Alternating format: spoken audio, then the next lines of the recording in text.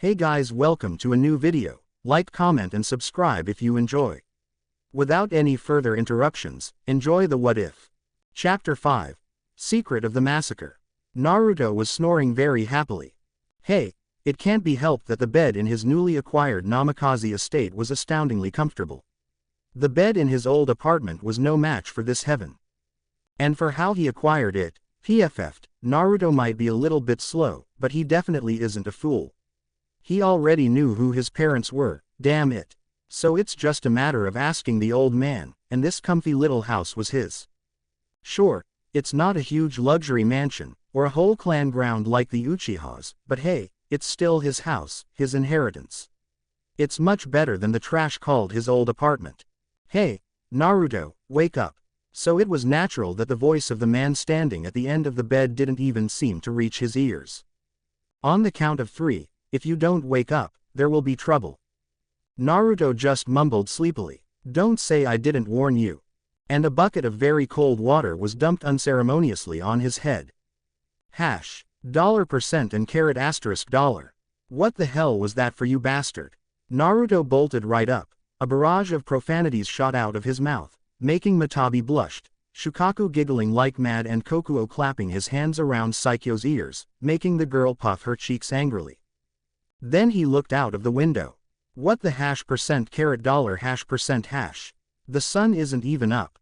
Shukaku, Isobu, Goku, Kokuo and Chome just grinned cheekily. Nature manipulation training coming up. Now get your ass out of that bed, unless you want to take a bath again. Naruto groaned. That was the price for having all 5 nature chakra affinities, and a bunch of drill sergeants in the form of the tailed beasts living together with you. Flashback. Naruto approached Kakashi at Training Ground 7.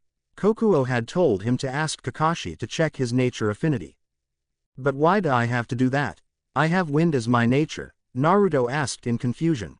Well, I just want to check if my suspicion was right, the horse answered. Come on, it won't hurt to know. Well, but asking that out of the blue may make Kakashi-sensei suspicious. Oh, I know. Hey Kakashi-sensei. Can you teach me how to use fire jutsu like Sasuke, please? Kakashi lifted his eye off his book. Nature manipulation is an advanced skill, Naruto. Why do you want to learn it so soon? Well, I cannot do anything else except for taijutsu and shadow clones spamming, Naruto shrugged. That was the truth though, the more destructive techniques of him were all unavailable at the moment. So I would like to, improve my arsenal a bit. After all, Sasuke can do it, and he is a genin just like me. I guess that's true, Kakashi admitted. He rummaged through his shuriken pouch and pulled out a piece of chakra paper. But first we have to check what your affinity is. Channel your chakra into this piece of paper and we will know. Naruto received the paper, and channeled his chakra into it. The paper was shredded into exactly 100 little square pieces. 25 of them were burnt into ash, 25 crumbled to dust, 25 turned into small balls of paper, and 25 were soaking wet. Kakashi dropped his book. So, what kind of affinity do I have, sensei? End flashback. 3 hours later, the 5-tailed beasts returned, dragging behind them an unconscious Naruto. Let me guess, Kurama sighed, rubbing her temples. He overloaded his mind with shadow clones again. Yeah, Kokuo admitted. I've warned him that using too many shadow clones in training would be dangerous, but no, he just didn't listen. So, how many clones did he use? Over 9,000, sighed Kokuo. Gyuki, who was in the middle of drinking, spat all the water in his mouth at Goku's face, who was, unfortunately, sitting in front of him. What, 9,000? There's no way that can be right. Then he saw Kurama's face. Can it? Kurama shook her head. He is Naruto. You know. But that doesn't even make sense. The octopus man sputtered. I know his signature jutsu is the shadow clone, but how in the world did his brain survive after all those memory backlashes? And there is no way the backyard of this house could hold such an absurd number of people at the same time. It's just like the whole population of Kumogakure. Kurama rubbed her temples again. Behind the house was a forest. And remember, with Naruto, there is no such thing called making sense in his dictionary. In front of them, the mess which was Naruto started to twitch. Ugh, What hit me? Naruto groaned, pushing himself up from the ground. Ah, he's awake, Isobu noted. That was quite fast. I thought he would have been in a coma for at least a week. Naruto, Kokuo looked at his eyes and said in a serious tone. Training is good, but overexerting yourself like that is intolerable. From now on, I will only allow you to use 100 clones at most during training. What? Naruto protested. But that is not fair. I can create even more than I did today. Why should I restrain myself like that? Remember Naruto, when a clone is dispelled, its memories and experiences will be transferred back to the original, the horseman lectured. If it was just 1 or 2 clones, or even 10, it would be fine, but the memory backlash of thousands of clones is not something to joke about. You saw what happened when you dispelled all those clones at the same time.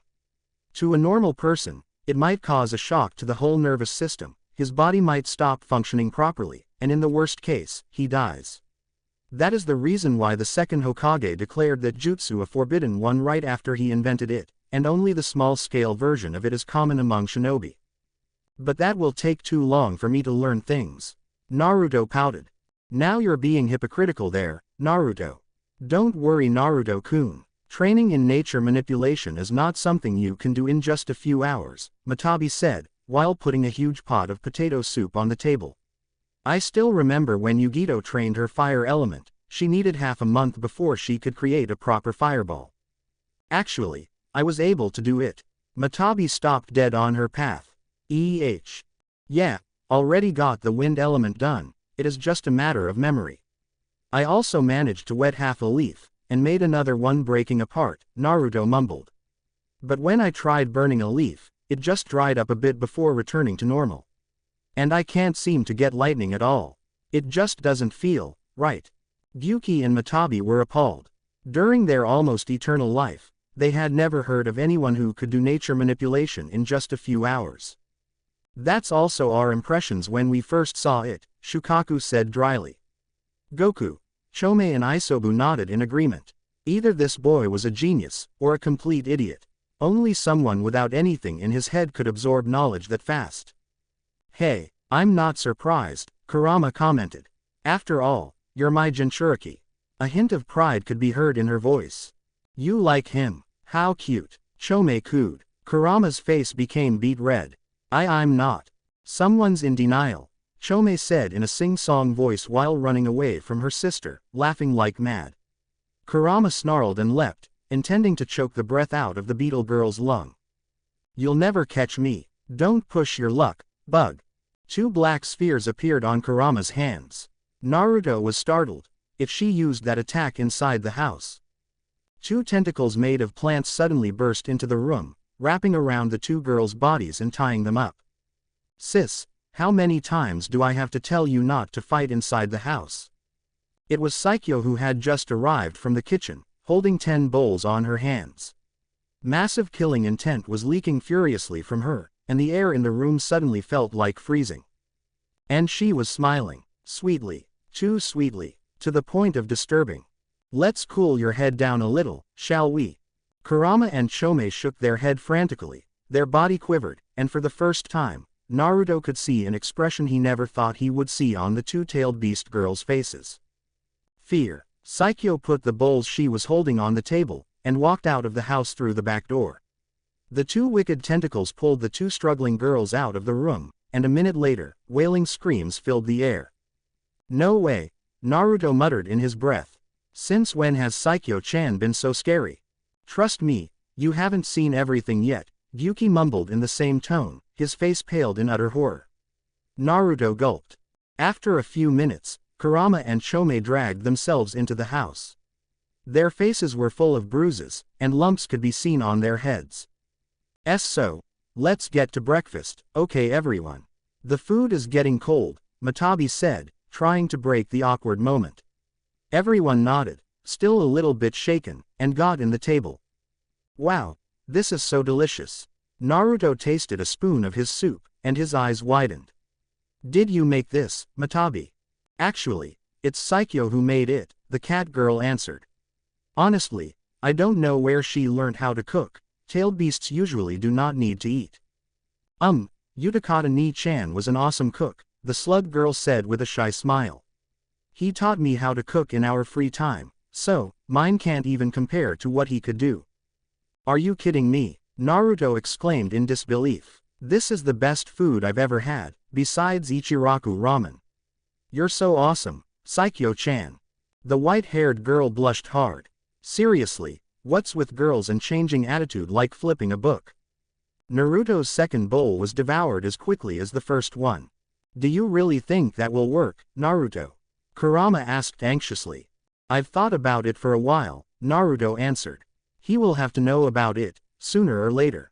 And I think it's better if he knows about it right now, when he is still sane and thoughtful, rather than later when Orochimaru messes his mind up with the curse mark, or when Obito pumps into his head his load of bias images. Wow, I can't believe you, of all people, could think as a strategist. Naruto pouted. Hey, I'm not that bad. The blonde Jinchuriki had arrived at the Hokage tower. He knocked at the door of the Hokage's room, and a, "Come in," was heard from inside. Ah, Naruto, the old Hokage greeted him with a smile. How do you like your new house? Awesome, Gigi. Naruto smiled back. I've never slept in anything so comfortable before. Then his smile disappeared, replaced by a serious expression. Hey Gigi, I want to talk to you about something. It is very important. Oh, Sarutobi raised an eyebrow. And what could that be? The Uchiha massacre, Naruto said shortly. The old Hokage stiffened. Then he looked at the corners of the room. Neko, Inu, Hitsuji, you're dismissed. The air in the corners shimmered a bit, then became quiet and still again. Sarutobi weaved through hand seals, activating the privacy barrier of the room again. Then he turned back to Naruto. I trust you know what really happened during the massacre in your timeline, right Naruto? Naruto nodded. Of course I did, he stated. But I think there is no way Itachi could do that alone. I suspect that there must at least be someone else who helped him at that night. The Hokage's eyes narrowed. And why do you think that? Chakra. Of course, Naruto shrugged. I've faced Itachi sometimes before, and even in his prime, he didn't have enough chakra to use his Mangekyo Sharingan techniques too much. Hell, as far as I remember, a clone with a third of his chakra couldn't use the Mangekyo at all. So how in the world did Itachi murder a whole clan with hundreds of people, all equipped with the Sharingan, and some were Jonin, Anbu or even Hokage candidate alone when he was just, well, 15 or something like that? Sarutobi sighed. The Naruto of the future was incredibly sharp.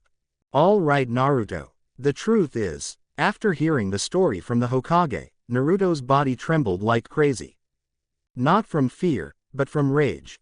It was nothing like the story Obito, or even Itachi, told him in his timeline. So that means you have known about this for 3 years, Naruto gritted his teeth, and didn't bother to tell Sasuke a word. Sarutobi nodded solemnly. The council was against it. Besides, I fear that if Sasuke knew, he would go mad from the revelation. You fear. Naruto's voice was now full of anger and disbelief.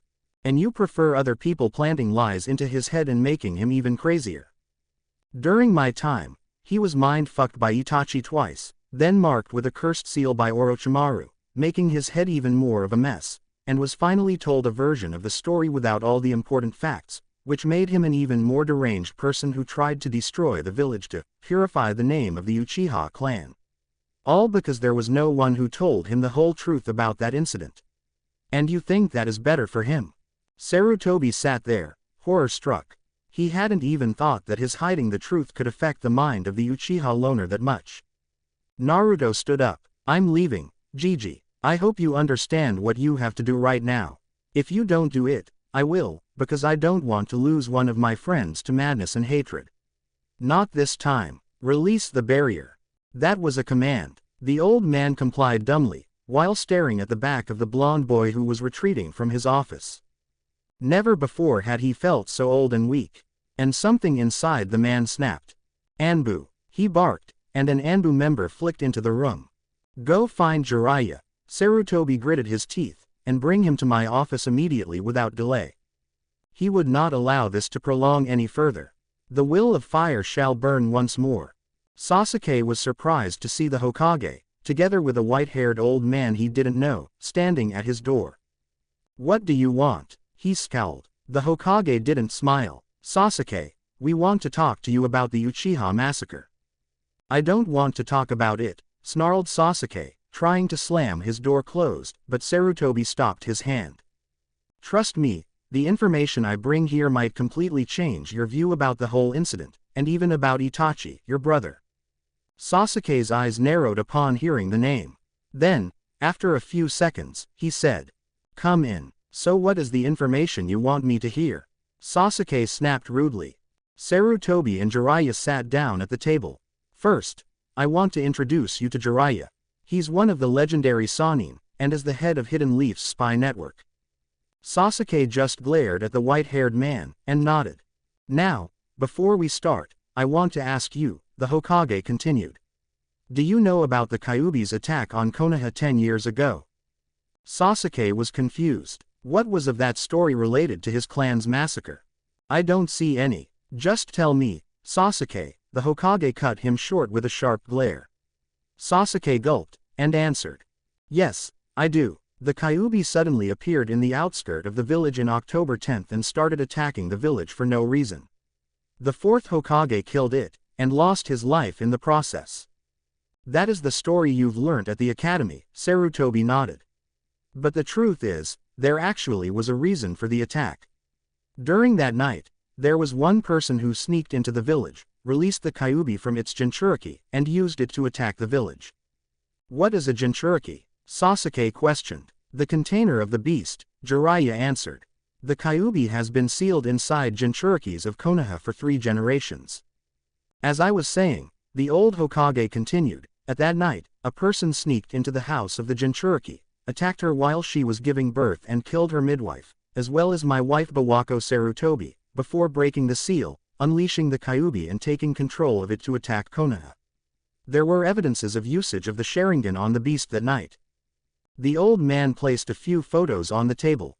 In the photos were the image of a 9-tailed fox, and its eyes were in the familiar 3-tomo shape of a fully matured Sharingan. Sasuke was stunned. "Do you know who the first person taking control of the Kyuubi in history was, Sasuke?" Jiraiya suddenly asked. Sasuke nodded. "Yes. From what I know, the first person who gained complete control over the Kyuubi was Madara, Uchiha." Then his eyes widened in realization. "So that's it, huh?" he snarled. "You destroyed the Uchiha clan to prevent the Kyuubi incident from happening again." Sarutobi raised his hand. "Please let us finish before you raise your idea. That was just a simple request, but the power and authority hidden inside was the most incredible thing Sasuke had ever felt." He gritted his teeth, but complied.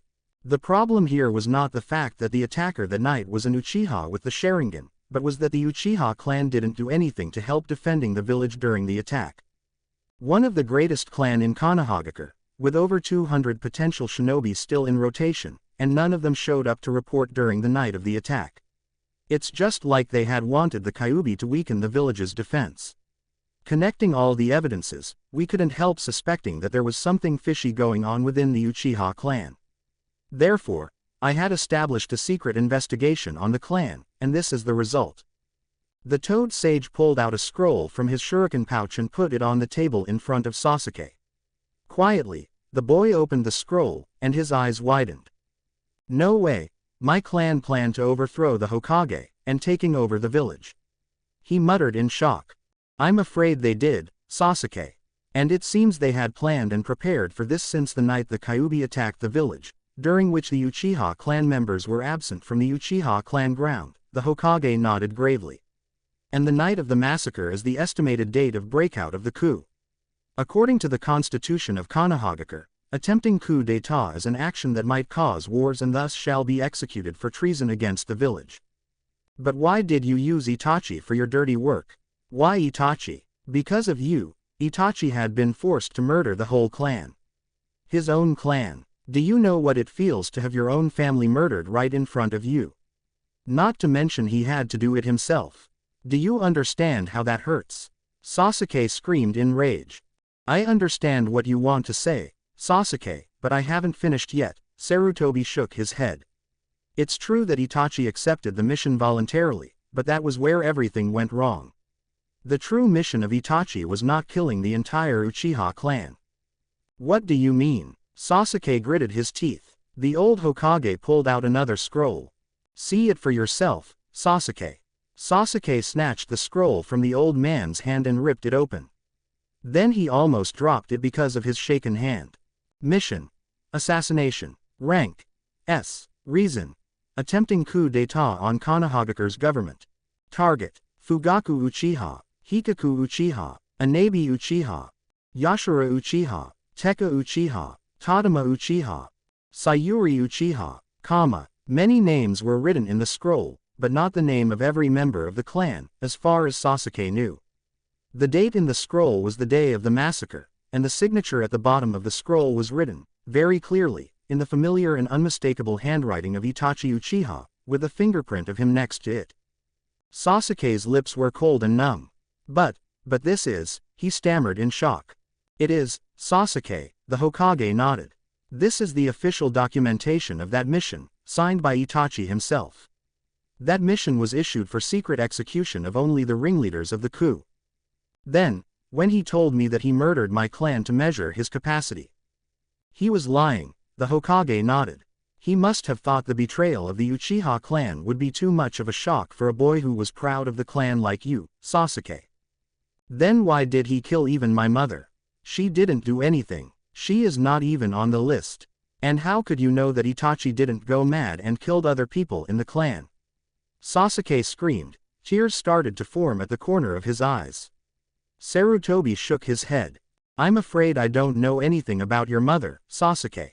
But I'm sure that the one who killed all the other members of the clan was not Itachi. Take a look at these pictures. He tossed some more photos on the table. This is the photos captured from the forensic investigation on the corpses of some members of the Uchiha clan. You have learned about weapons at the academy, so you can see that the wounds are too big and shallow for a tanto or a kunai, and the cuts were very clean. Therefore, the murder weapon was not Itachi's tanto, but a very sharp kama enhanced with wind element chakra to broaden and sharpen the blade. Itachi cannot use neither a kama nor wind element, so we can conclude that it wasn't him who committed the massacre of the Uchiha clan. At least, not the whole clan. Sasuke's mind was on the verge of breaking.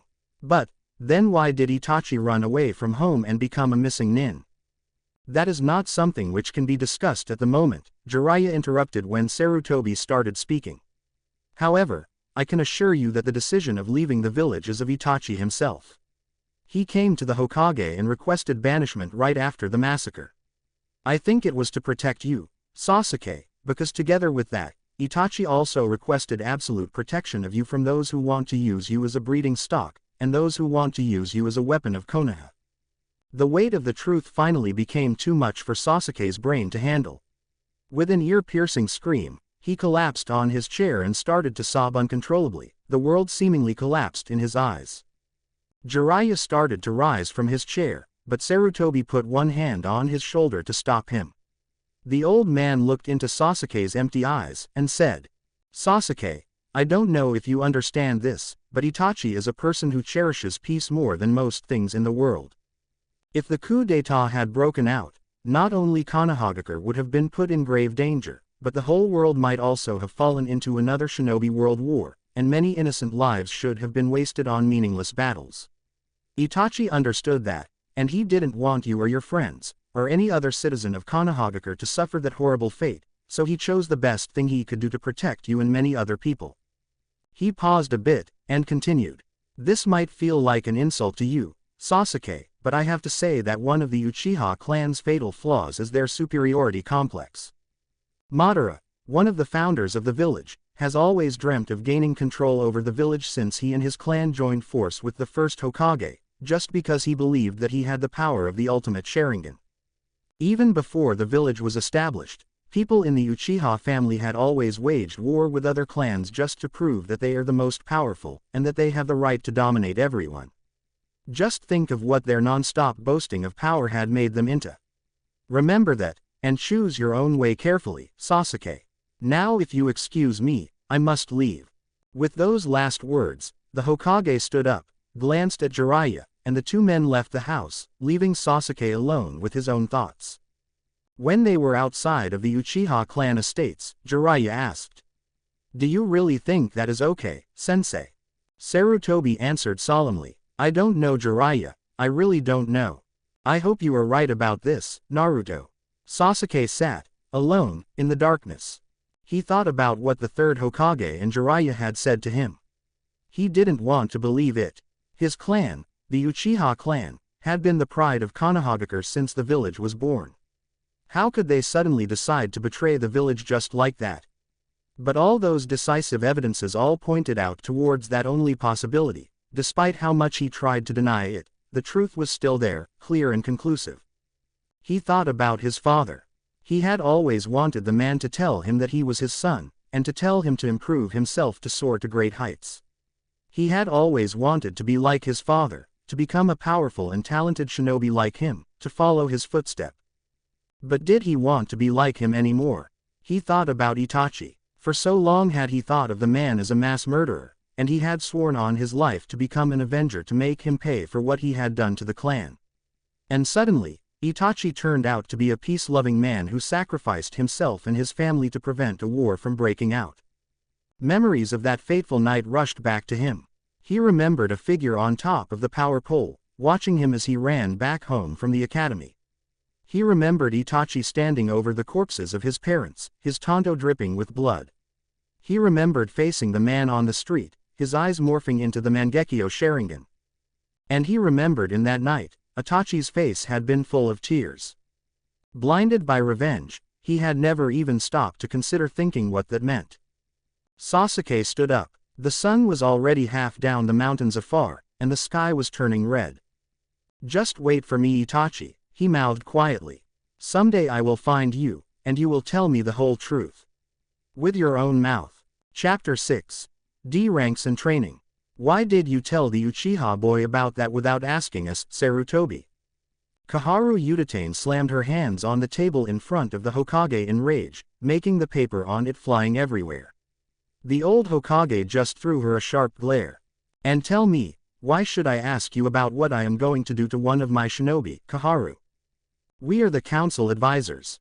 The old hag screeched, not unlike a certain pink-haired kunoichi. We have the right to know. Killing intent suddenly filled the room. The two advisors slumped down on the ground in fear, choking on their spit when Sarutobi stood up, his eyes glued at their faces with a menacing glare as if he was out for their blood. Listen up, you, the old man growled. You may be the council advisors, but I am the Hokage. This is a shinobi village, and I hold absolute power over all shinobi and kunoichi in this village, including you. What I decide to do with my shinobi is not of your competence to interfere. Understand? Kaharu and Homura nodded shakily. They understood that, despite being an old coot just like them, Hiruzen Sarutobi was not known as the third god of shinobi for nothing. Anbu, the Hokage barked. Get these two meat bags out of my office. Behind the door, Danzo Shimura cursed in his mind. He didn't expect the old monkey Sarutobi to make a comeback like this. Because of this, his plan to take over the Hokage seat in the near future would be much harder to bring into action. But no matter, he still had other ideas in mind. Kakashi-sensei is late again. Sakura tapped her foot on the ground in annoyance. Naruto sighed, shaking his head. Well, he is Kakashi-sensei after all. We shouldn't have listened to him. This was the fourth time said sensei was late in a team meeting. He said that they would begin their first mission that morning. But seriously, who in their right mind would issue missions for them at 5 freaking a.m.? Damn that Kakashi, Sasuke grumbled. Luckily I'm used to waking up early. Well, going back home now is just silly, Naruto started. How about sparring until Kakashi-sensei arrives? I'm getting itchy for a good fight. Sakura hesitated. I don't think doing that before a mission is a good idea. Very well, Sasuke cut in. I also want to see how strong you really are. After the bell test, everyone in Team 7 had seen Naruto in a different eye. Naruto grinned. Sweet. So how about you and Sakura team up against me? Sakura raised an eyebrow. 2 against 1. What makes you so confident? Naruto deadpanned, then crossed his fingers. A shadow clone appeared next to him in a puff of smoke. Sakura groaned. Right. Say no more. Then let's get started, Sasuke declared with a smirk. Naruto grinned back at him. Bring it on. Hey you three, I was going to come here at 5, but a black cat crossed. Orya. Kakashi had to jump out of the way when a shadow clone of Naruto was thrown straight at his face. Hey, you're actually quite good, Naruto, Sasuke grinned between heavy breaths. What did I tell you? Naruto grinned back. There was no sign of fatigue on his body. I'm just that awesome.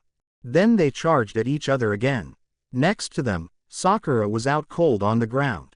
Her face was full of bruises, and her left eye sported a brilliantly purple shade. Kakashi sighed. He knew that it's time to stop the two boys. All right, you two, it's time for our mission. Sasuke finally collapsed on the ground, drained out. Damn it, Naruto, he panted in exhaustion. Do you ever get tired in your life? Heh. No, Naruto answered with a smile. People didn't call me a walking tank of stamina for nothing. Hey, don't ignore me. Ow, my head. Sakura woke up with a groan. Do you really have to punch me that hard, Naruto? Naruto scratched his head sheepishly. Sorry Sakura, but if I hadn't done that, you would have drilled me to the ground with your own punches. But really, I didn't think a punch like that could knock you out. Well, sorry for not being a stamina freak like you, Sakura retorted. An ominous aura of depression suddenly covered the training field, making the three genin turn their heads. The source of it was Kakashi, who was now sulking on the ground, a rain cloud floating over his head. My cute little genin are ignoring me. What's wrong with him? Sakura raised an eyebrow. Nah, just let him be. He'll get better, Naruto answered with a shrug. All right, so today you'll officially start your shinobi career, Kakashi said with a voice full of authority. What we're doing today is something incredible. It concerns the life of citizens of Konohagakure. It is the fear of all generations of shinobi, in all ranks, of all ages. So what is it? Sasuke asked. He was starting to feel irritated. Kakashi gave him an eye smile. D-rank missions. Unfortunately for Kakashi, he focused too much on Sasuke to notice Naruto's evil grin. Tora the cat, the pet of the fire daimyo's wife, the terror of every shinobi in Konohagakure, was running on the village street. She had escaped from that horrible excuse of a master, again. It's just too easy to find an opening from that fat woman, and she only needed a precise scratch and quick feet to find freedom. Today, she heard that another new team of genin was sent to capture her. She had escaped over 1,000 genin. No shinobi in the village had ever captured her without their face being scratched badly.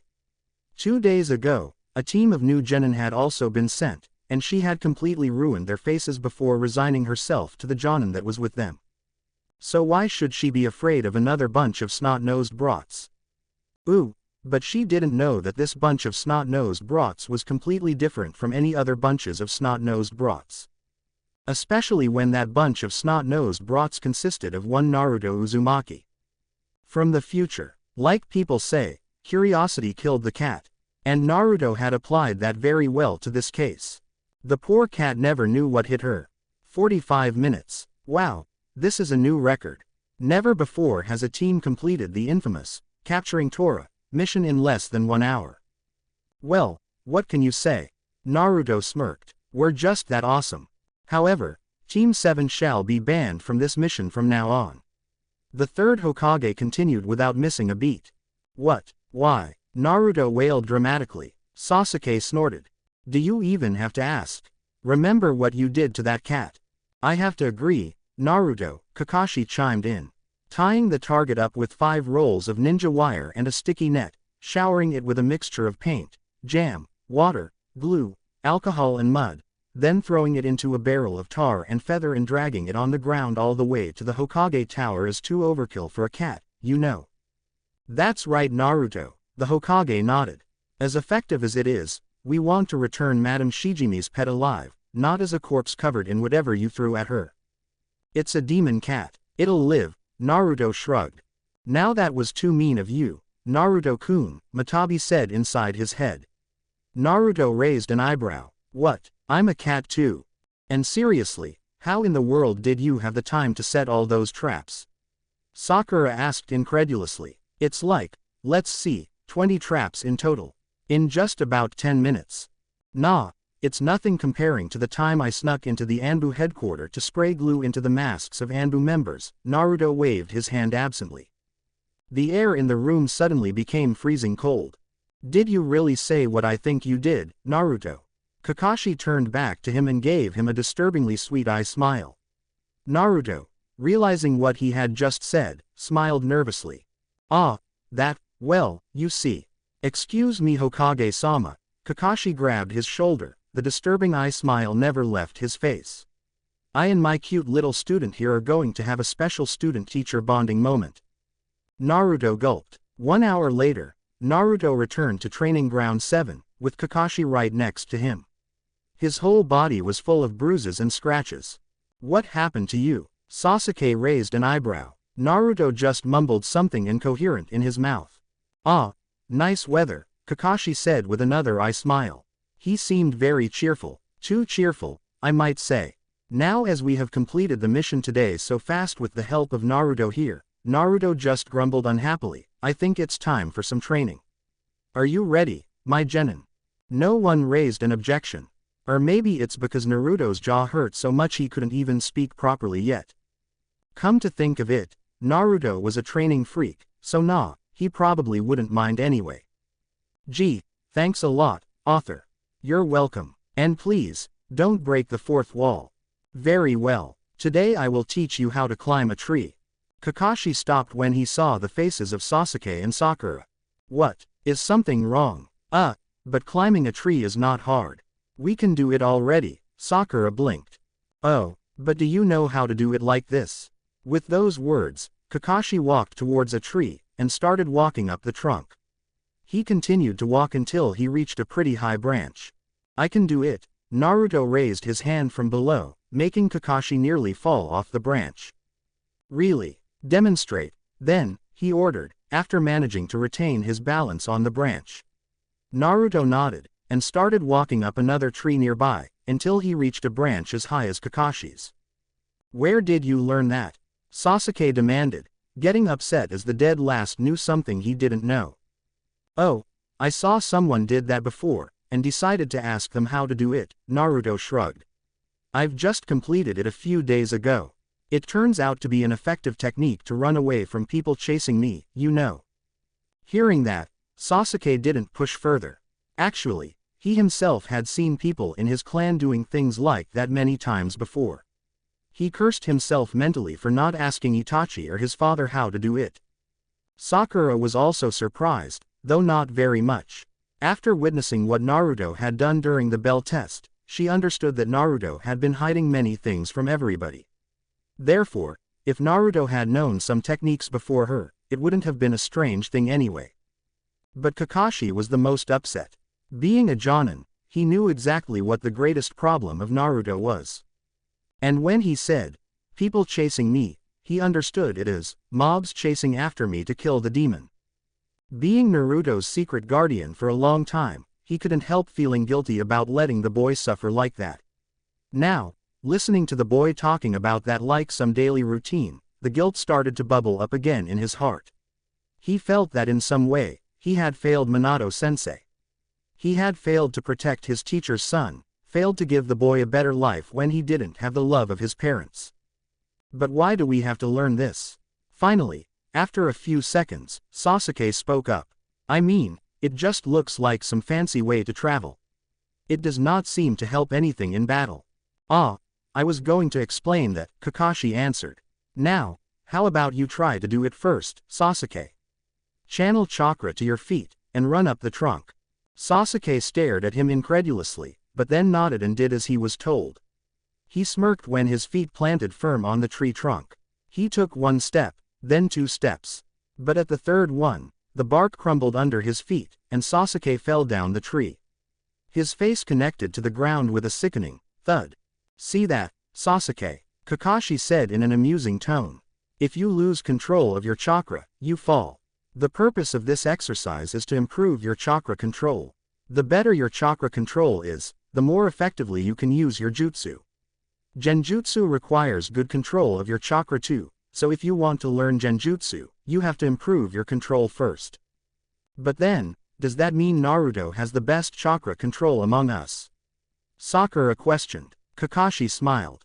Not quite. Right now, it is the truth that Naruto has the best control, but with enough training, your control shall become better than him. Naruto is not someone suitable for precise chakra control. Naruto pouted. Hey, I'm not that bad. Right. Well, if you're that good, how about you looking after your teammate for a while? I have some work to do. And Kakashi flickered away without letting Naruto say a word. Naruto stared at the place Kakashi had just disappeared from for a while, then grumbled something sounded suspiciously like, "Damn lazy bastard." Sasuke was frustrated. Sakura had got the technique at her first try. Meanwhile, his best was just 10 steps up the trunk before he lost control and fell to the ground. Hey, Dobi, give me some tip. Naruto looked at Sasuke and sighed. Yeah, whatever timeline or age he was in, Sasuke was still a jerk. Sasuke, he started with a tone full of annoyance. If you want someone to help you, you should stop using that tone. Who the hell do you think you are, my father? Sasuke bristled. I am an Uchiha, and how does that make you different from anyone?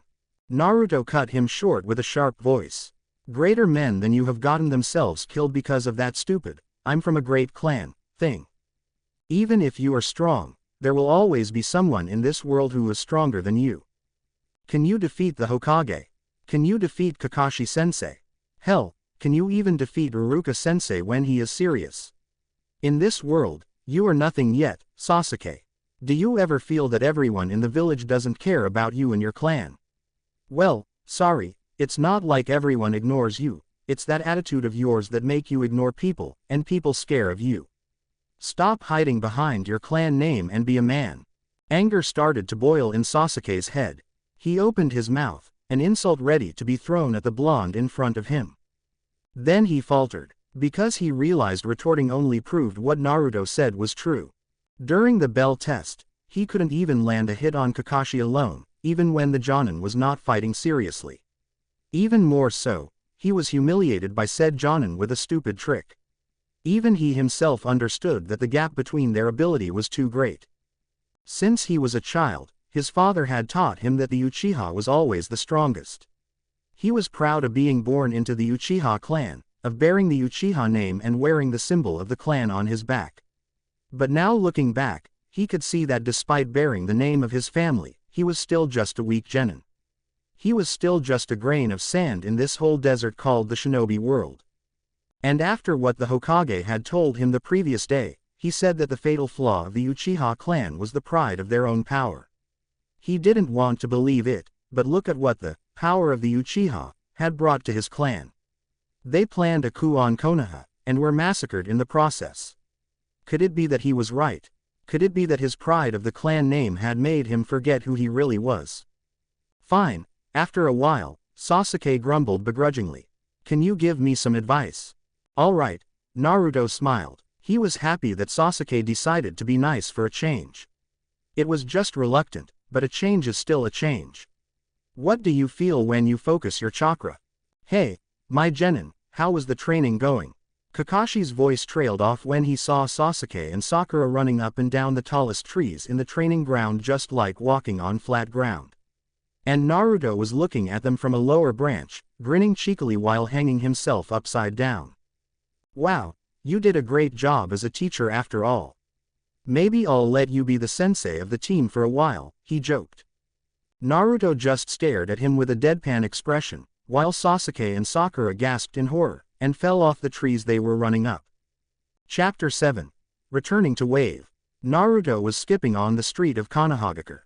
Well, to be fair, he had done a lot of useful things during the last week. He had completed his wind element training. Still not as good as it was during his time, but hey, it's just a week and he already got it to that level. And he was stuck in a 10-year-old body, so that was a plus. He had managed to gain respect from Sasuke, Sakura and Kakashi-sensei. Since after the tree-climbing training, Kakashi-sensei hadn't called him a dead last, and Sakura hadn't punched him silly like before, except for when they were sparring, of course. Sure, Sasuke was still a jerk, but at least he had opened up to everyone in the team more than ever. He had managed to make the old Hokage tell Sasuke the truth about the massacre of the Uchiha clan. Maybe it was the reason why Sasuke had mellowed out that much. And even Gigi didn't look like a senile old man like he was before, he looked somewhat happier, and somehow, stronger. Naruto didn't understand why, but that couldn't be a bad sign, could it? And he, together with his team, had managed to complete a lot of D-rank missions. Thanks to the shadow clones, anyway. So there, what was the reason for him not to be in a very happy mood? Crash, ow, ow, but despite how happy you were, you should have kept your eyes on the road while you're walking, Naruto. Naruto rubbed his nose while wincing. That hurt. He snapped his head up, ready to throw an insult to the face of the bastard who rammed into him. Then he stopped abruptly, because he realized that the one who just crashed into him was Hinata. The anger in his head was gone in an instant, replaced by honest concern. He jumped toward the fallen girl and shook her lightly. "Hey, Hinata-chan, Hinata-chan, are you okay?"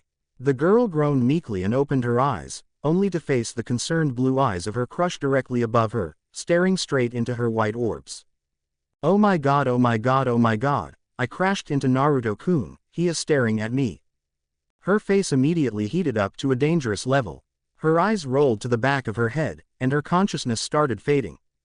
"Oh no you don't," Naruto cursed. He had almost forgotten about Hinata's strange habit. "Don't go fainting on me now. Wake up Hinata-chan, wake up." He slapped her cheek gently. Hinata groggily opened her eyes again. And she saw Naruto's face, even closer to hers than before. She fainted again. Damn it. Well, I don't know how to say this, but maybe it would be better if you get your damn face off hers. Kurama snapped in annoyance. The boy was still as dense as always. Ah, good point. Hey, what are you doing to Hinata? The voice from his back almost made Naruto jump. He turned back, and realized he was facing Kiba. He smiled nervously. "Ah, I just crashed into her a few minutes ago, and I was trying to get her back up. Then she just fainted like that." Then he realized the backpack on Kiba's back. He saw that Hinata was also wearing a similar one. "Hey, is your team going somewhere?" "Ha, we're having a C-rank mission out of the village, so we have to prepare for it." Kiba bragged. "A dead last like you will not going to have anything like that."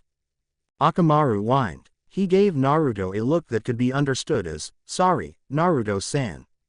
Naruto rolled his eyes. He had known Kiba for so long that he didn't care about his bragging habit anymore.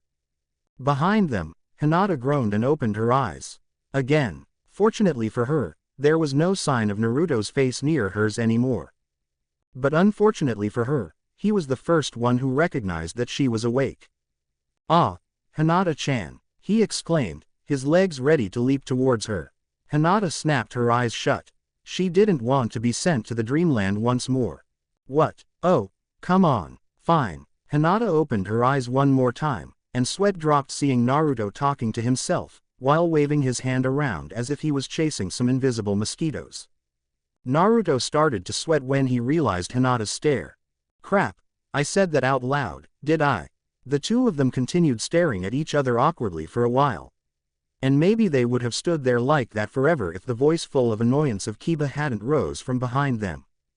"Oi, lovebirds, cut it out. We have a mission to do here." Hinata and Naruto immediately snapped back to reality, their faces both heated up. Lovebirds. Hinata had to concentrate every particle of her mind to keep herself from fainting again. "So, good luck on your mission, Hinata-chan," Naruto said lamely. "Oh okay, thank you, and Naruto-kun," Hinata stuttered back, her face was as red as a cherry now. "See you soon." Then she ran away like flying, leaving Kiba behind coughing like crazy in a smokescreen coming out from nowhere. "Poor girl," Saikyo commented in a sad tone. "Yeah," Chome agreed, "falling in love with a boy who is as dense as a rock." "Hey, Gigi, we want a C-rank mission." Sarutobi blinked. It's not like he was surprised, though. He had expected Naruto to ask for this, considering where and when he was from. "I agree," Sasuke added. "No offense, but all those chores we have been doing since last week made me sick. I'm tired of seeing clients glaring at us when we arrive for the missions already." Well, maybe all the glares were aimed at Naruto mainly, but still. and they didn't know why Naruto deserved all those glares. Sure, he might be a prankster, but that didn't mean those glares. It's just as if he was a monster. What had Naruto done to them to make them hate him that much? Besides, Sakura chimed in. A team has to complete at least 5D ranks before they can advance to C ranks, right Hokage-sama? Well, Team 7 has fulfilled the minimum requirement. Sasuke smirked. I didn't know you were interested in a C rank too, Sakura. Sakura just blushed. Anything for you, Sasuke-kun. Yes, she was still a fangirl. Couldn't expect anyone to change completely in just a week, right? But she would get better. Hell, she would even have the potential to become a person of mass destruction, if she put her mind into it. But that was the story of the future. Right now, the only thing whatever she was doing was creeping Sasuke out completely. Well, I guess that's true, the old Hokage scratched his head. But I'm afraid the last C-rank mission of this week was taken by Team 8 yesterday. Maybe if you return next week, there will be a mission available for you. So then, how about you just do some more D ranks while waiting? Team 7 groaned. Well, except for Kakashi, of course. That's weird. What's wrong, Kurama? As I remember, today is the day you received the mission to Wave, right? The vixen wondered. So there must be at least that mission available for you, unless, her eyes suddenly widened in realization. Suddenly, the door to the mission control burst open. Hokage-sama, Team 8, led by John and Kurenai Yuahi requires reinforcement for their escort mission to Wave. During their mission, they were ambushed by the demon brothers of Kurigakure. Naruto's blood froze. Dread twisted his stomach. Now he knew what happened to the mission to Wave. And worse, he knew exactly what was going to happen during that mission. Damn it, why is this happening? It meant that Team 8 would have to face Zabuza instead of them. During his time, Kakashi was known as the most powerful Jonin of Konohagakure, even without the Mangekyo Sharingan. And he'd still had to struggle against Zabuza. What if Kurenai-sensei couldn't hold her own against the demon of Kurigakure? Kiba, Shino, Hinata-chan. Gigi, we will take that mission. The sudden outburst of Naruto shocked everyone in the room. Iruka was the first one to revive from the shock. Don't be a fool, Naruto. That mission shall be declared at least B rank, and there's no way you're qualified enough to take it. Does it look like I fucking care? Naruto snapped back in anger. He didn't even realize that he had just sworn in front of Iruka-sensei and everyone, but as he said, he didn't care. Right now my friends are in danger, and you expect me to just sit back and watch them die. Someone had taught me before, those who abandon their comrades in need are lower than trash. No matter what you say, I will not sit there and leave my friends alone to die. Iruka was almost thrown off balance. Not only because of Naruto's retort. Something about the boy was making him feel uneasy. The Naruto in front of him right now was not the same Naruto he used to know. Never before had he seen Naruto so angry. And mature, too. Those words could not be the words of a mere newly graduated genin. Looking at Naruto right now, Iruka couldn't help but imagining of a certain famous shinobi with spiky blonde hair, just like Naruto. Meanwhile, Kakashi was also shocked, but for a completely different reason. His visible eye locked at the frame of the blonde in front of him. Gears seemed to grind madly inside his head. How did he know those words?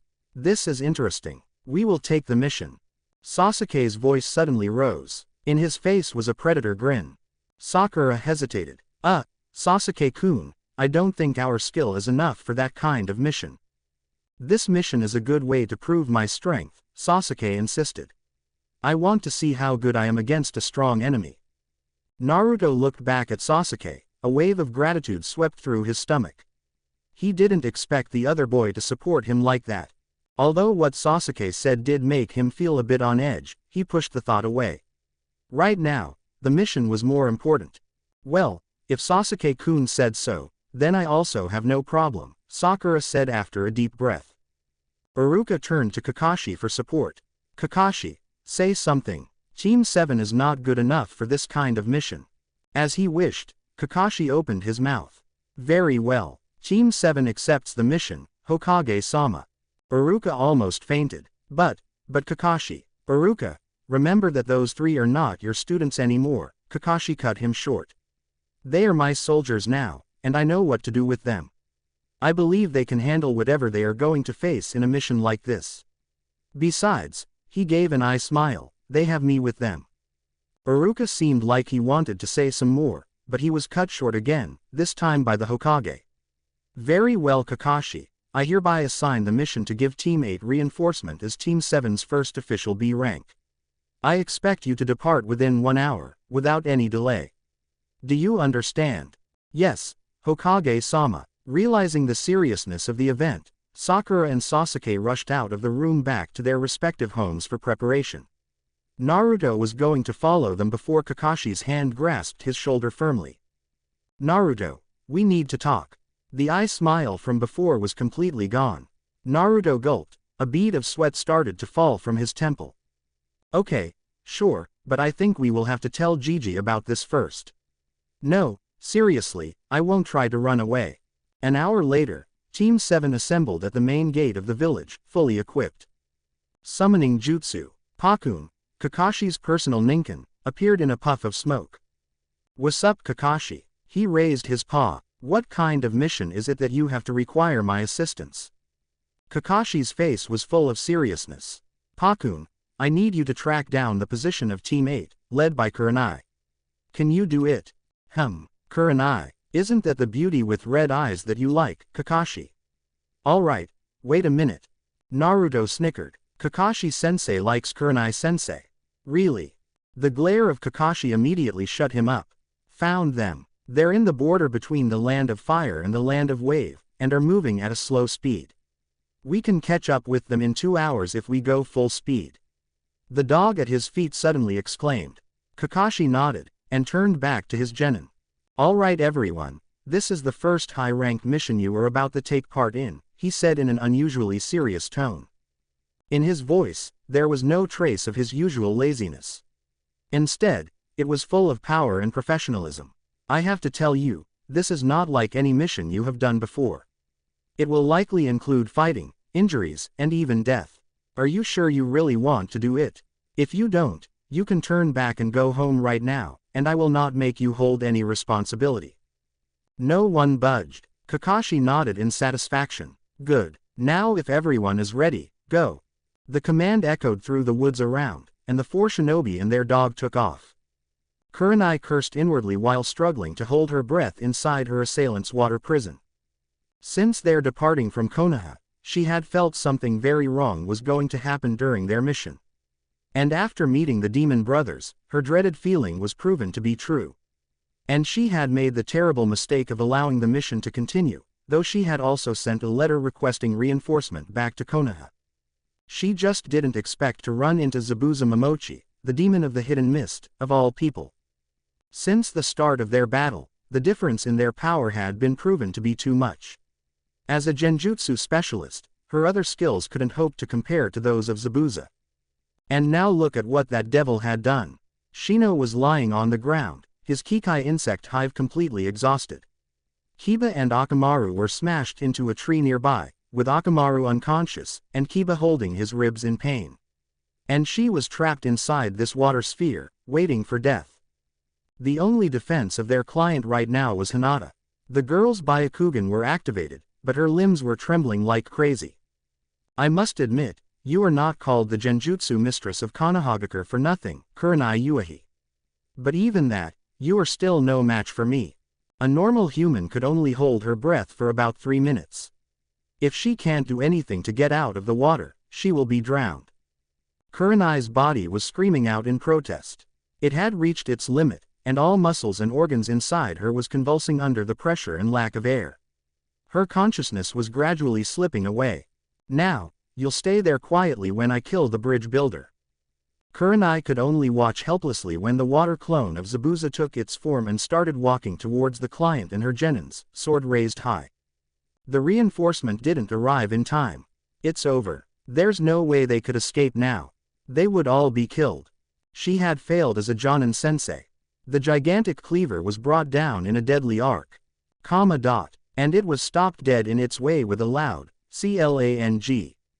Never before had Kurenai felt so relieved hearing the sound of steel clashing against steel. Thank goodness. Reinforcement has finally arrived. Then everything went dark around her. Hinata was terrified. The truth is, she is by no means a weak fighter. With her Byakugan and Juken, she can kill almost anyone she wants with just a quick slap to their chest. And her speed and flexibility are nothing to be underestimated, either. With all those skills, she definitely has the potential to become one of the most deadly kunoichi in the world. But that's only if she wants to. Hinata hates fighting. Being a meek and gentle girl, she doesn't want to hurt anything, or anyone, even if it is her enemy.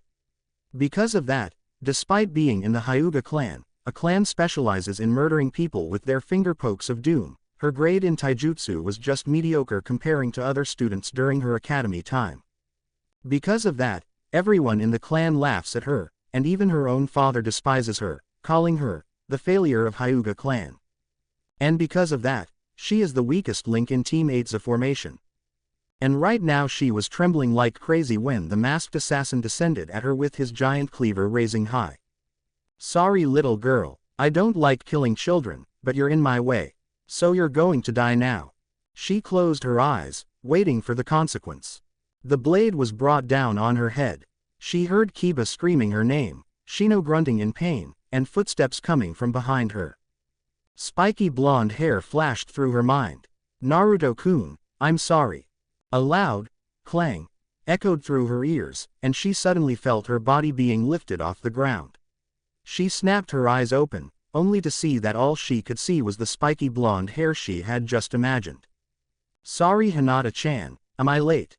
Team 7 had arrived in time. Yeah, it was Kakashi who jumped out to block the sword of the Zabuza clone right before it chopped Hinata in half and destroyed it with a quick slash of his kunai. And it was Naruto, well, more exactly a clone of him, who grabbed the girl and jumped away from the battlefield. It would have been an awesome heroic princess rescuing scene which can only be seen in cliché shoujo anime, had Naruto carried Hinata in some other way rather than a fireman's lift. Well, can't blame him, he is Naruto anyway. Naruto is always an idiot when it comes to romance. Go die in hell, author. Did I tell you not to break the fourth wall, Naruto? And if I die, you will not exist anymore. Well, you're not my creator anyway. But I'm the one writing this story. Ah, touché. Zabuza sneered when looking at his new opponent. Ah, Kakashi of the Sharingan.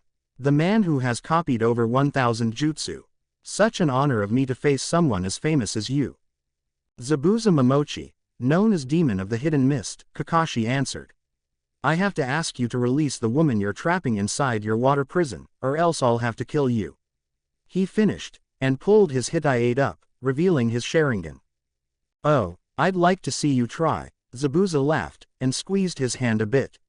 Inside the ball of water, Kurenai gasped in pain, air bubbles poured out of her mouth at a dangerous pace. At this rate she would die of asphyxiation in a minute. Approach me, and the woman will die immediately. If you don't, she will die in a few minutes. Now which way do you choose, Kakashi of the Sharingan? Zabuza taunted, and Kakashi gritted his teeth. Hostage, damn it, I won't be able to save Kurenai and defeat him at the same time, what should I do now? Neither. What? A Fuma shuriken flew out of the forest behind them, aiming at Zabuza's face. Of course, Zabuza caught it easily with his free hand. Ha, as if such a silly trick of some snot-nosed genin could even touch me. Then the shuriken turned into Naruto, who started dogpiling him with clones. A lot of clones. What the? Get off me, brat. The Naruto clones just grinned, before grabbing his arms and legs, trying to push Zabuza down into the water below him with all their combined weight. Damn you. After a while, Zabuza had enough. His chakra exploded violently, throwing all the Naruto clones away in a gust. He reached out his vacant hand, grabbing the handle of his sword and swung hard, slamming at the real Naruto and sending the boy flying like a baseball. The blonde boy hit the ground with a loud thud, and some sickening cracks echoed through the air. Smirking behind his bandage, Zabuza formed a one-handed seal, intending to mold chakra to form a water clone to finish the boy off. Only for a fist to drill itself into his face. This time, It was Zabuza who was sent flying, his hand were ripped away forcefully from the water prison. Without its chakra source, the ball of water melted away, releasing Kurenai who was nearly dead inside it. Holding the unconscious woman in his hand, Kakashi turned back to Zabuza, who was now struggling to get his body out of the water. Killing intent blasting out of his body was so massive it seemed to be visible like a raging flame. "I'll show you Zabuza," he said coldly, "that no one is gonna mess with Kakashi Hataki's students and get away with it. 2 advices for you. Do not try to get on Kakashi's nerves when he is angry. And do not, ever in your life, try to kill his students. Especially when the student is Naruto Uzumaki. If you want to know why, ask Zabuza. He'll tell you what it feels to be curb-stomped by the Sharingan user. And being blasted in the face by a giant fire hose in the form of a dragon is only the tip of the iceberg." The fact that Kakashi wasn't stuck inside the water prison for about 10 minutes with his Sharingan out wastefully didn't help Zabuza in any way. For the sake of underage readers, pregnant women, elders with heart problems, and ridiculously cute critters, the author would prefer to be excused from describing this fight thoroughly in this story due to its brutality. If Haku hadn't saved him in time by piercing his neck with Senbon to shut his body down temporarily, he would have been murdered for real. The masked fake hunter Nin landed on the ground in front of them, and turned to check up on Zabuza's seemingly dead body. Then he turned back to the group and bowed. "Thank you for your assistance, Konoha Nin. I've searched for him for a few months, and now I can finally finish my mission." "You're one of Kirigakure's hunter Nin, right?" Kakashi asked. Being too focused on his own battle, he hadn't noticed the existence of the newly arrived shinobi until now. The hunter Nin nodded. "Yes, and since my mission has been completed, I have to dispose of this body. It contains too many secrets, and I cannot let it fall into possession of other villages. Farewell." And the hunter Nin flickered away together with the body. Kakashi's eyes narrowed, but then he sighed and pulled his Hitai-8 down, covering his Sharingan up. The battle was over, and there was no reason to worry the genin anymore today, after what they had been suffered. "You also noticed it, right Kakashi-sensei?" Kakashi almost jumped when he heard Naruto's quiet whisper right next to him. He nodded quietly, understanding what the blonde wanted to say. "Then why didn't you go after them?" Kakashi sighed. "I'm almost out of chakra. Besides, Kurenai and her team need some rest after what happened today. And what about you, Naruto? I heard some nasty cracks from your body over there." "Nah, I'm fine. At least this time you're not unconscious, sensei," Naruto chuckled. "Well, I will be if we do not have something to eat and a bed to rest soon," Kakashi smiled back. "So how about you go and help the other? It might be better if we arrive at our client's house before sunset." Naruto nodded, and started going back to the others, who was now busy with Kurenai and other members of Team 8, but not before taking a quick glance at the end of the trail again. "Just wait for me. This time I will not let anyone of you die. Believe it." Chapter 8. Preparation. Tsunami was horrified when a bunch of people she didn't know stumbled at her front door. All looked like they had just crawled out of a minefield. "By Kami, what in the world had just happened?" she exclaimed in disbelief, slapping a hand to her mouth. But everyone, well, maybe almost everyone, was too exhausted to answer her question. Finally, Tazuna said, after catching his breath, "Tsunami, these are the ninja escorting me. Please treat them properly. We've been through a very hard day." How is Kurenai-sensei, Kakashi-sensei?" Kakashi looked at the timid Hyuga and smiled. "She'll be fine. She's drained herself out, but nothing a few days of rest cannot fix. Right now she's sleeping, so don't disturb her."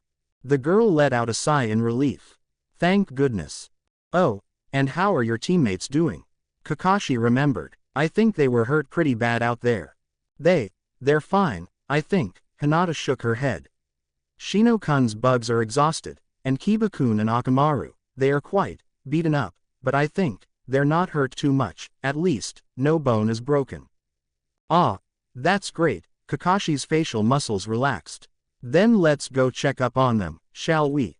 I don't know much about medical jutsu, but I can still help patching them up." For the first time in the day, Hinata smiled. "Thank you, Kakashi-sensei." And she was able to complete a sentence without stuttering, too. "Well, I hate to tell you this, but I suspect that Zabuza is still alive. Kakashi's words were nothing less than a bomb dropped in the middle of the quiet room. What do you mean, sensei? Sakura blinked. Kakashi nodded solemnly. Senbon is the type of weapon with the lowest probability of killing the target. Furthermore, I didn't have the time to check Zabuza's body to ensure that he was dead. And Hunter Nin's job is usually to destroy the body of a ninja right in the battlefield to ensure that secrets in that body don't fall into enemy's hand. In fact, I've never seen a Hunter Nin carrying a dead body away like that. Connecting all those evidences, yeah, there is a very high possibility that Zabuza is still alive. For a while, the room was silent. And by silent, I meant completely, utterly silent. There was absolutely no sound. Even the sound of breathing was absent. It seemed like time itself had stopped during that moment. Then total pandemonium broke out. Ah, Zabuza is still alive. We're going to die, screamed Kiba hysterically, while running around the room like there was a train chasing after him. Sasuke and Shino cringed at the same time and jumped out of their seat, both ready to defend themselves with whatever they had. Sasuke with weapons, and Shino with his newly revived Kikai bugs. Sakura's and Hinata's faces were as white as chalk, and they started to tremble uncontrollably. It seemed they could faint if anyone touched them on the shoulders at that moment. Kakashi's sweat dropped. You guys, I didn't say that. Screams cut him short. Had it not been for the fact that almost everyone was scared shitless, the scene in the room right now would have been incredibly funny. Calm the fuck down, all of you. After 5 minutes, Kakashi had enough. He exploded, and everyone in the room cringed. Yes, even Naruto. Realizing that he had just spewed out profanities in front of the genin, Kakashi cleared his throat awkwardly and continued. Well, as I have just said, Zabuza is still alive. And together with him is the mysterious ninja who rescued him. The problem is, we don't know how strong that ninja really is, and what kind of ability he, or she, has. And Kurenai is still unconscious, and might be unable to fight in a few days. But luckily for us, the wounds of Zabuza were also very severe, and I think he cannot show his face in less than a week and a half. Because of that, starting from tomorrow, I'll give all of you training to improve your abilities in case Zabuza attacks again, which no doubt will happen in a few more days. Together with that, we will take turn guarding our client when he goes to the bridge for work. Do you understand? Everyone nodded. Kakashi's face relaxed. Good. Now everyone, go to sleep immediately. We have much work to do in the morning. When Kakashi left the room, Sakura whispered. Wow, Kakashi-sensei just got serious. I can't believe I would live to see the day he's not lazy. Poor Sakura, she had underestimated the hearing ability of a Jonin. And Kakashi definitely didn't leave the room far enough to not hear what she had just said. The next morning, the Konoha group, minus Kurenai, of course, assembled in a clearing in the forest behind the house. All right, before we start training, I need to know what you can do first. I'm not your Jonin sensei, so I cannot get a grasp of your ability yet. You first, Shino. The glassed boy answered. I can use my clan's insect jutsu. And Kakashi nodded, waiting for the boy to continue. But he didn't. The excitement of Kakashi withered away. You don't know any other jutsu except your clan jutsu. The boy shook his head slightly. I can do basic academy ones, too. My chakra is mainly used to feed and grow my hive. Kakashi sighed. Figures. Kiba, yeah, I have been trained in my clan's unique taijutsu. And I got Akamaru, too. The dog boy hollered, and Akamaru whined in agreement. Oh, and I also know basic academy jutsu, he added. Kakashi nodded. That will do. And you, Hinata. The timid girl started hesitantly. I have my Byakugan, and I know the basic of Juken, but I'm not very good. I see. Kakashi nodded in understanding, as expected from a Hyuga. So that was the idea of Kurenai when she chose a team with 2 taijutsu users who are only capable of using their clan's techniques, and 1 supporter using only insect ninjutsu. This is gonna be a problem. Why is that, sensei? Sakura asked in confusion. Kakashi sighed. Because Team 8 was selected by Kurenai to be a reconnaissance team, Sakura. And the role of a reconnaissance team in combat is different from that of an assault team. Usually, During battles, the mission of a reconnaissance team is to confirm the location of enemies, report it back to the assault squads and then retreat quietly without engaging. Because of that, their battle capabilities are mostly lower than other teams, well, maybe higher than a team full of medics, but still. Hey, how dare you underestimate us? We're much better than that loser over there. Kiba barked in rage, while pointing at Naruto, who, hey. In protest, even Hinata seemed to be a bit upset at the Jonin's remark. I didn't mean it like that, Kiba. What I meant here is, as a reconnaissance team, you are not the type of shinobi who are suitable for frontal assault, Kakashi countered with a professional voice. Hinata and Shino, you two possess jutsu which are capable of silent assassination. And you, Kiba, you have the ability to pinpointing your enemy's location precisely in the shadow and finish them off in one strike. Those skills allow you to be specialists in scouting and assassination in close range. But against enemies with heavy mid-ranged and long-ranged firepower, such as Zabuza, you don't have any skills which can be used against them. Am I right about that? The Jonin's statement hit bullseye. Having nothing else to say, Kiba grumbled unhappily. Well, that's true, but, does it mean that you can't train us? Hinata stammered. Her eyes were full of worry. Kakashi scratched his cheek. Well, not quite. It's true that I cannot turn you into an assault team in such a short time, but right now I can train you in some basic skills that will help you survive in a battle. Now, have any of you learned the tree walking exercise? Hinata and Shino raised their hands. Kakashi nodded. Good. Then while Kiba train on that skill, a shadow clone of me will train you too in your movement and reflex. And the real me will go with Sasuke and Naruto to guard Tazuna. Sensei, what about me? Sakura raised her voice, confused as her name wasn't mentioned. Oh, don't worry Sakura. Your basics are not bad. Even your chakra control is perfect, considering you have completed both the tree climbing and water walking exercises so quickly. However, you have two major weaknesses, which is your fragile body and lack of stamina. Therefore, in your training, I will mainly push your body to the limit to improve it. Which reminds me, Kakashi bit his finger, then weaved through hand seals. Summoning jutsu. Smoke filled the air, but when it dispersed, not only Pakun, but a whole pack of hunting dogs appeared in front of the group. And their teeth were dripping with saliva. Sakura, Kakashi gave her an eye smile. You'd better start running now. Oh, and you guys, he told the dogs, don't stop chasing her until I tell you to. The poor girl could only scream and run for her life when the pack of predators leapt at her, fangs bared. All the remaining genin couldn't help sharing the same thought. Kakashi-sensei is such a sore loser. This sucks. Yeah, at least Sakura got to train. Sasuke and Naruto were sulking at the side of the huge construction which was going to be the Great Bridge. Yeah, they understood that because they're the better ones in the group, they should leave the training opportunity to the others who were not as good as them. But this was just torture. Never in his life had Naruto felt so bored. Yeah, in his timeline, Naruto had never had to go for a shift in the construction zone. Whenever his teammates went for it, Naruto would have either gone for training or lain unconscious in Tazuna's house.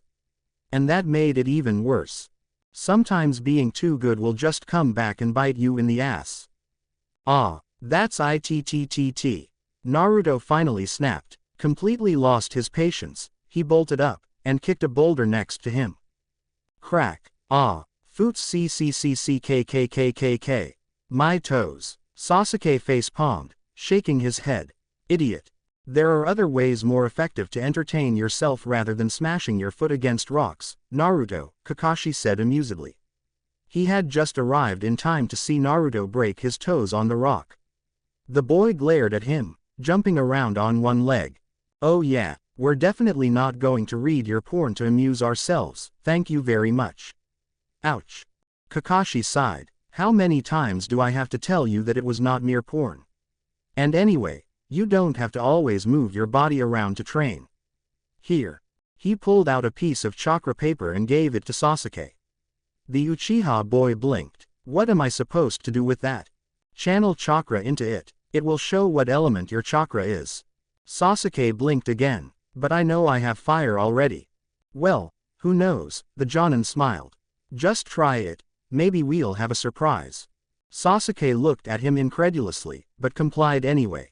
The paper crumpled into a ball, and then caught fire until it became a pile of ash at his feet. Kakashi blinked. Fire and lightning, two of the most destructive elements, and very powerful too. Well, genin usually do not have this many when they've just graduated. But I'm not surprised, considering what Naruto has. Huh, what element do you have, Dobi? Naruto answered nonchalantly. Oh, I have wind, water, earth, fire and lightning.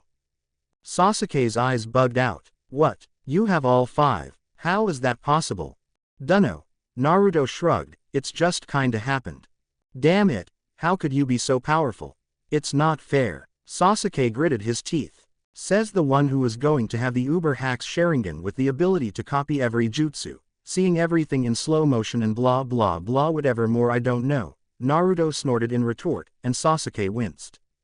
Well, you got a point, but still. If Naruto hadn't known better, he could have sworn that Sasuke was pouting. All right, you two. Kakashi grabbed the boy's shoulders and turned them back to the story. The fact that you have natural affinities from birth doesn't mean much as you advance in your career. You can even gain all of them if you train yourself hard enough. In fact, the third Hokage was born with fire element, but during his reign as Hokage, he mastered all 5 affinities and was incredibly competent with all of them. Wow, really? Naruto blinked in surprise. That was a piece of information he hadn't known. I didn't expect Gigi to be that strong. He isn't known as the god of shinobi for nothing, Naruto. Kakashi I smiled. But enough talking. Sasuke, you're lucky that my main affinity is lightning, so I already have the training program of yours in my mind. Naruto, how's your wind element training going? Hehe, piece of cake. Watch. Naruto flashed his trademarked foxy grin. He grabbed a leaf on the ground and channeled his chakra through it. The leaf split in half. Hey, wait a second, Sasuke suddenly asked. In his voice, there was a hint of anger. Why did Naruto have elemental training before me? Oh, it's because he asked me first, Kakashi answered. Sasuke fumed. Again, why do I need to ask for everything I want? And why do you think you don't, Sasuke? Kakashi countered with a sharp voice. In this world, you're in no position to order people to give you what you want. People will only hand you things because they want to. If you want something, you have to ask for it first, and wait to see if they're willing to give it to you or not. If they aren't, scram. You don't have the right to force people to hand things to you. No one has. Sasuke winced again. Those words were just like what Naruto had told him the other day. Naruto slapped him on the back. Oh, chill out, Tem. At least you were properly trained in fire element already. So if there was anyone who should be jealous, it would be me, not you. Touché, Sasuke muttered. All right, now as all the disputes have been settled, let's get to training, shall we? Kakashi smiled. Sasuke, get a leaf on that tree over there and try to make it wrinkled with your chakra alone. Like this. He grabbed a leaf and channeled chakra through it. It crumpled. And Naruto, since you have completed the first step already, and we have no waterfall here. I've done waterfall cutting, too, but it doesn't seem very good. Naruto interrupted. Kakashi's visible eye widened. That fast? Very well, if it comes to this. He looked around, and pointed below the construction zone. Try to cut the river in half, and we'll see. Naruto followed his finger, and sweat dropped. You've gotta be kidding me. Sasuke and Naruto pushed the door open, only to find the others lying half dead behind it. Holy shit. Naruto gaped. Did Zabuza attack you guys? Kakashi-sensei is worse than Zabuza, Kiba muttered, and smashed his face on the ground. He was too exhausted to even keep speaking. What did he make you do? Sasuke raised his eyebrow. Only Sakura had enough energy left to groan. 10 kilometers of running non-stop, then 100 push-ups, 100 sit-ups, and 100 squats. Continuously.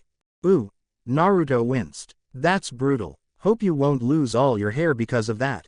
Ah, but I think we should stop talking. Sensei's coming. At that moment, Kakashi and Tazuna stepped into the room.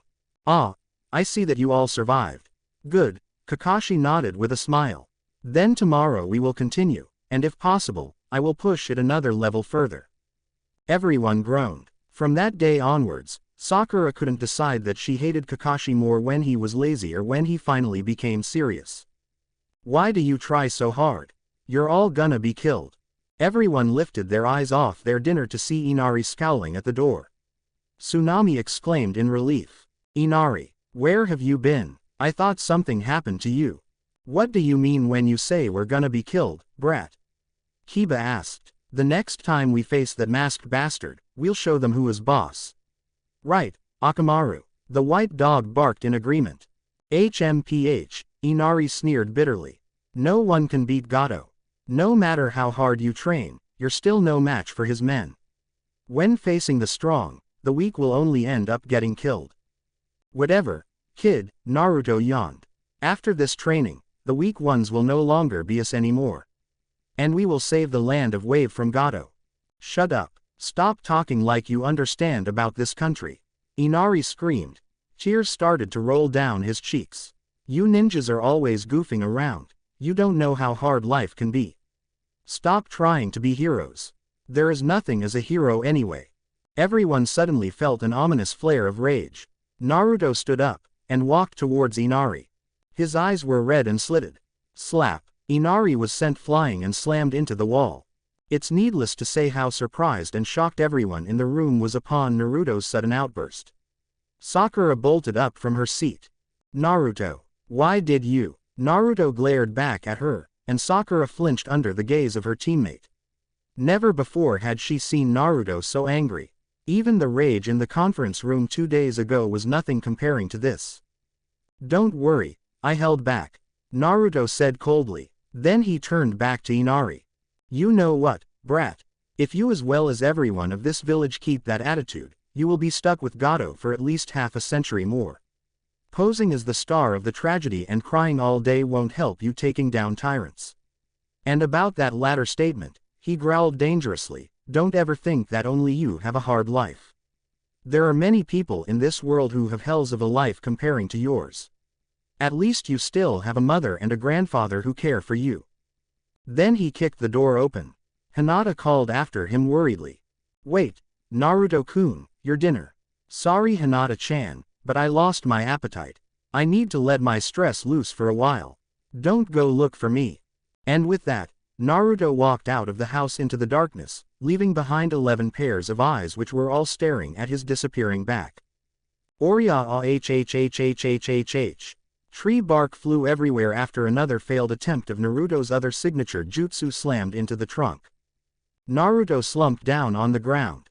His chakra reserve was considerably larger than that of even his mature body, but it wasn't unlimited. After so many failures of using the Rasengan, he had begun to feel the burden of chakra exhaustion. And pain was wrecking through his body as if a truck had just hit him. Damn it, after all those chakra control practices, I still can't use it properly, and why does my body hurt so much? Those words of Inari, just remembering about it sent pain through his heart. Now, hearing it directly from the boy's mouth again, it hurt even worse. He knew that the boy didn't really mean it, but still. Even if you're upset, you shouldn't exhaust yourself like that, Naruto. We don't want you to lie unconscious during the whole mission, right? He didn't have to turn back to know the owner of that voice. I told you that you shouldn't go look for me, Kakashi-sensei. Kakashi stepped into the clearing. He looked around. Rasengan, huh, so what you said about coming from the future is not a farce, I see. I told you, Naruto smirked tiredly. Kakashi sat down on the ground beside him. However, using such a jutsu in a large scale will wear you down very quickly. Just take it easy and have a break, will you? He patted the ground, and Naruto let his body fall on the bed of grass. It's hard to believe I could ever see you guys once more, he mouthed. Kakashi smiled sadly. He understood how hard it had been to Naruto when Inari barked those words at his face, considering he had been from an apocalyptic future where all his precious people had been killed right in front of him. He started, trying to change the subject. So, how am I in the future? Naruto chuckled. Still a lazy one, and a porn addict, but you could be serious when the situation needs you to.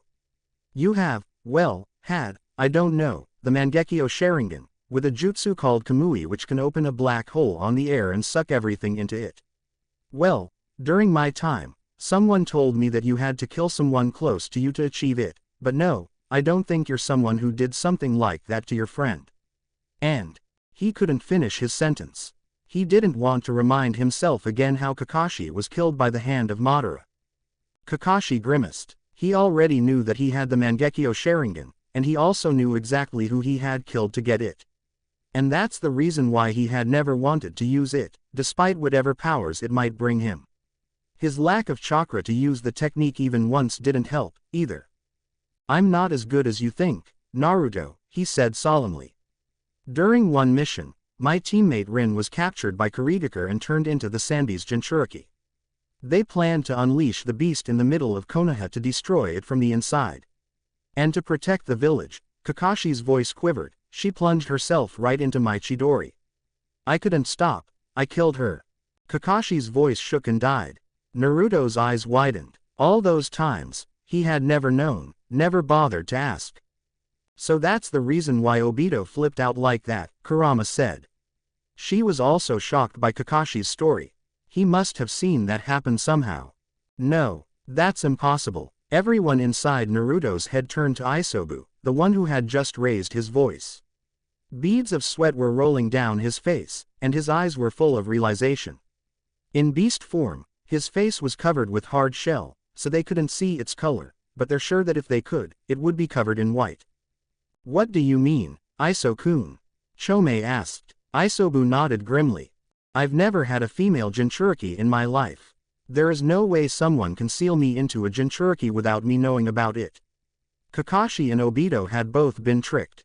If the news that Zabuza was alive was a bomb, the information Isobu had just brought them would be just like a nuclear warhead being detonated in the middle of Naruto's mindscape. Damn it, Gyuki cursed. It must have been that aloe vera guy of Akatsuki. People said that his transformation was perfect and couldn't be detected even by Dujutsu. If that's the case, making some clones of that Rin girl and some mist cannon fodders would just be a child's play to him. Naruto's face went white in shock and anger. Kurama, can you check the surrounding for eavesdroppers? Huh, there's no one around here except for you two, but, the vixen's eyes widened. You're going to tell him. I have to do it. There is no reason to keep Kakashi-sensei mourning about something he didn't do. What, are you crazy? Shukaku protested. There's no telling what will happen if someone else knows that information.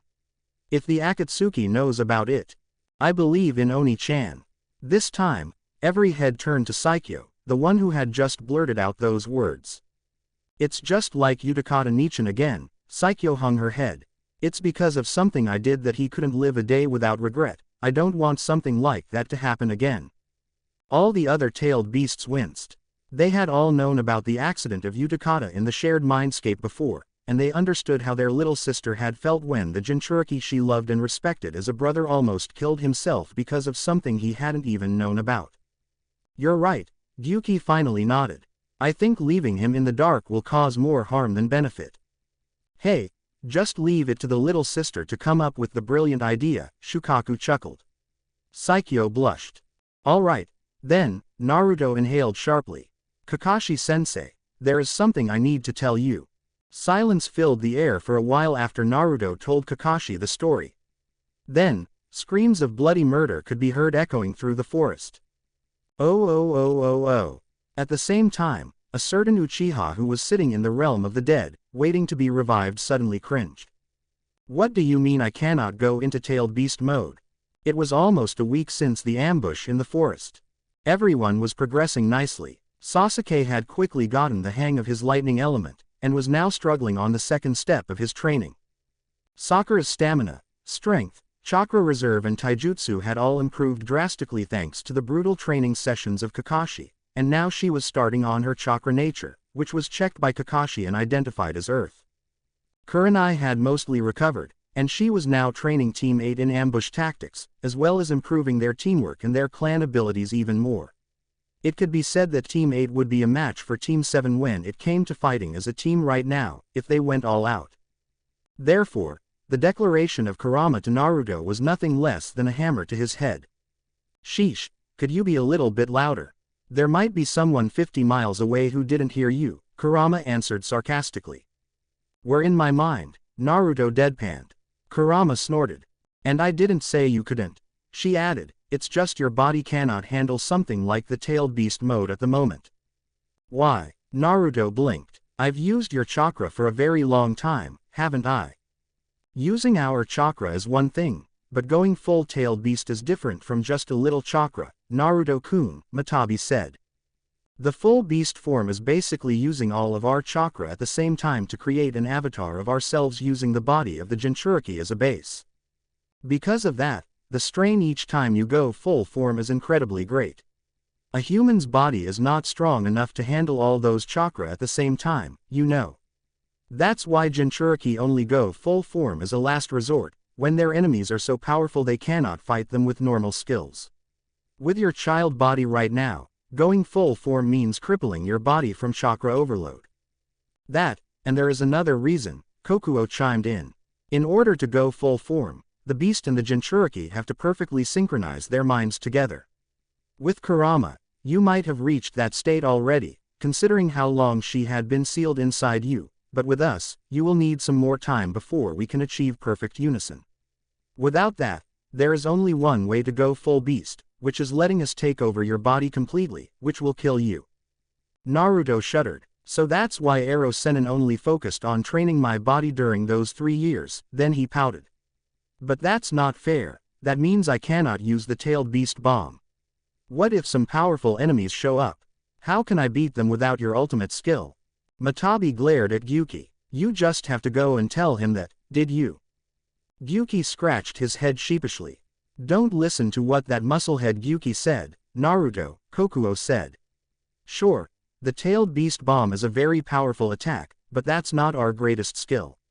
The ultimate power we tailed beasts grant a Jinchuriki is the ability we inherited from the Jubi, creation of all things. Naruto's face twisted into an odd look. What is that creative, whatever, thing? We can create things from our chakra. Chome chirped happily. Yeah, that's basically it, Kokuo nodded in agreement. It's the ability that allows us to create things from chakra alone. Remember the staff and those orb things Obito created when he first created the incomplete Jubi. We can do something similar to that. We can help our Jinchuriki to create wings to fly, gills to swim underwater, ink to write, and even weapons to fight with. They're not as potent as the weapons the Jubi creates, but they're still very useful. Then the horse chuckled. Ironically, it is also the technique that created us in the first place, you know. Our father, the Sage of Six Paths, is a master of this technique. He can create almost anything with only his imagination and chakra. If anyone looked at Naruto's eyes at the moment, they would surely find stars sparkling in them. Well, in his mindscape, anyway. He's meditating in the outside world. So cool, can you teach me that, please? Please please please. Everyone's sweat dropped. Hey, leave your study until later, Haku's behind you.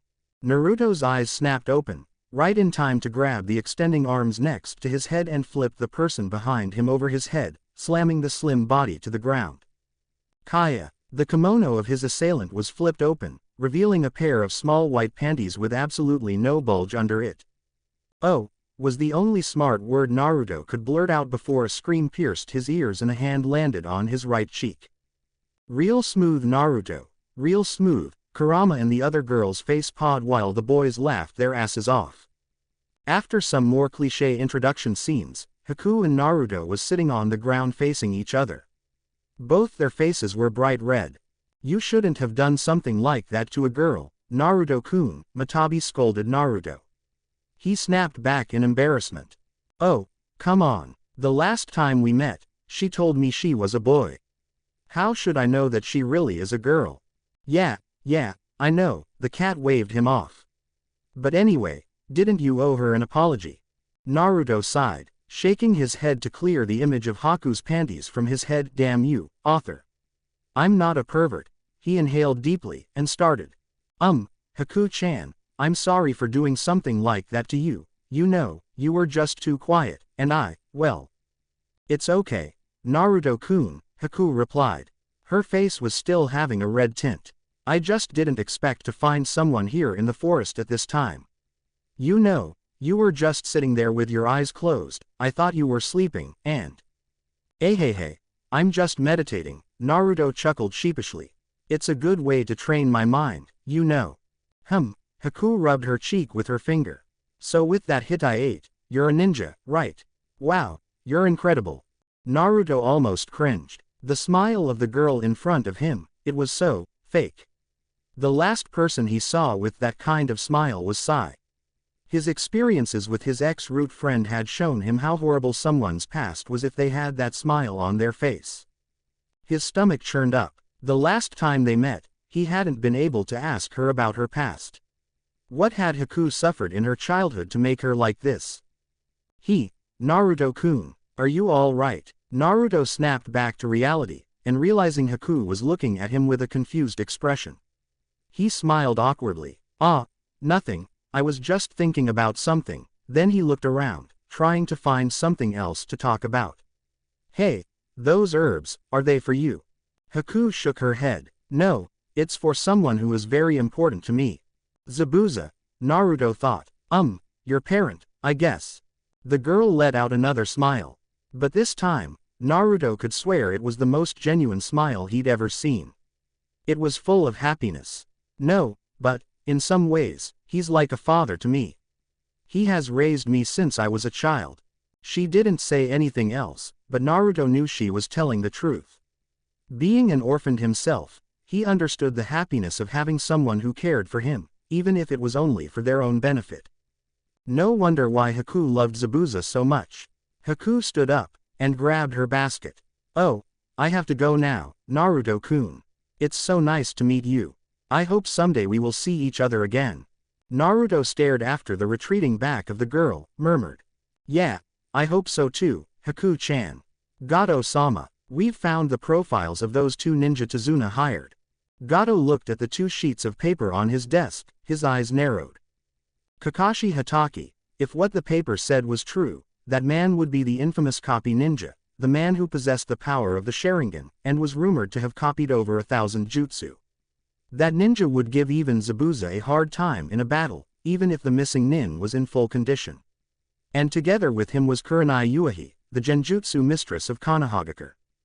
Those two, together, they might be able to spoil his plan of taking down Tazuna, and crushing the spirit of all citizens in the land of waves once and for all. He had to do something. His eyes caught the bounty on the two ninjas' head, and his mouth twisted into an evil grin. Spread the rumor that Zabuza Momochi, the devil of the hidden mist, Kakashi Hatake, the copy ninja of the Sharingan, and Kurenai Yuahi, the genjutsu mistress of Konohagakure were spotted in the land of waves. Make sure that it reaches that man. When the thug was out of the room, Gato started to cackle. No one would get in the way of the CEO of Gato Company. Today was Team 8's shift of guarding Tazuna at the construction zone. However, Kurenai had wanted to teach Kiba and Shino some more about cooperating attacks, so Kakashi, Sasuke and Sakura had volunteered of taking their shift instead. Sasuke because his training didn't require him to stay in one place, and Sakura because she wanted to escape from the hell training of Kakashi for a day. But when they reached the bridge, a horrible scene unveiled in their eyes. All the workers in the construction zone were murdered brutally. Blood covered the half-completed bridge, and corpses littered around. Mist started filling the air. He's here, Kakashi said, and the three genin tensed up, their hands reached their weapon pouches. From inside the mist, the familiar form of Zabuza emerged. Hello Kakashi. We meet again. Thank you for watching. If you enjoyed the video, be sure to like, comment and subscribe, as well as checking out the author on fanfiction.net.